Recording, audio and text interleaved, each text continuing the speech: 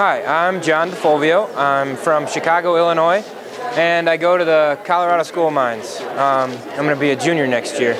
So my project was hydrogen storage and semi-clathrate hydrates, and here it is. So there are two different types of hydrates. There's the clathrate hydrates and then the semi-clathrates. The difference in the two is that in clathrate hydrates, the entire cage is made up of water molecules. In semi-clathrates, the cage actually incorporates the promoter molecule in the framework of the cage, and that's what makes them unique.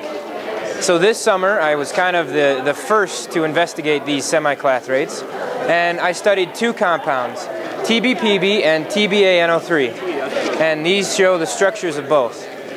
So the procedure is outlined here, and the great thing about semi-clathrates is they actually lower the conditions necessary to form these clathrate hydrates. So in normal clathrate hydrates, it's around 60 megapascals and 77 Kelvin is required to form these hydrates.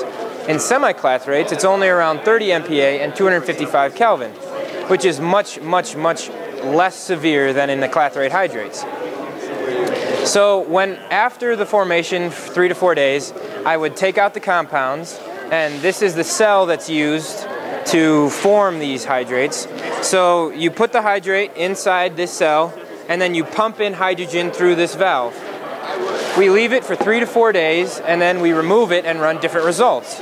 So the hard part about running tests on these semi-clathrates is that we have to keep the temperature very low, or else these semi-clathrates will dissociate and disappear. So we would run the XRD results, and you can see them here, and I outlined them here. And I have one of ice and THF, and THF is actually a clathrate hydrate. So the purpose of having that plus the semi-clathrate is to show that the semi-clathrates have formed a brand new structure. So a structure that we actually have never seen before. And we can tell this by the difference in peaks.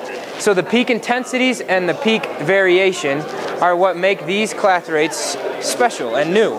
And so this summer was just to prove that these semi-clathrates form structures that we've never seen or studied before. And as I continue work for the group, we're going to help, and it's more of a proof of concept that these new structures actually exist. And that was my summer project.